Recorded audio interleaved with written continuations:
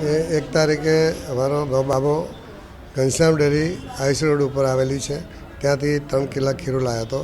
પછી સાંજે એને 1 તારીખે સાંજે એની વાઈફને કીધું કે મને ઢોસા બનાવીને આપે, અને ઢોસા એને આપ્યા, એને ખાધા. સવારથી એને તબિયત બગડી ગઈ. પછી એને રિધમ હોસ્પિટલમાં એડમિટ થયો, એની દવાઈ કરાવી, પછી ઘેર આવ્યો. પછી પાછું બીજા દિવસે એને વાઈફને ખબર નહીં કે આ ઢોસાએ થયું છે, એટલે એના વાઈફને એને નાની છોકરીએ ખાધું, એટલે એમની તબિયત બગડી પડવા માંડી. પછી એ મારી જે મારી વહુ છે એ ઘનશ્યામ ડેરી ઉપર પાછું ખીરું જાય અને એને બોલીને આવીને એને આપીને આવી. એ સીસીટીવી ફૂટેજમાં આવી જશે. હવે એને બોલીને આવી, પછી એને ઘેર આવી, પછી એને તબિયત બગડી એટલે મેં એને પાછા ત્રણેયને કેડીમાં એડમિટ કર્યા. તો એની અંદર નાની છોકરી હતી, એ તો સવારે લીધા ઓફ થઈ ગઈ હતી. પછી બીજા દિવસે એને એડમિટ કર્યા ત્રણેય, ત્યારે મોટી છોકરી હતી 3.5 વર્ષની, એ બી લૂઝ થઈ ગઈ. એને સારવાર કરતાં એની બી ડેથ થઈ ગઈ.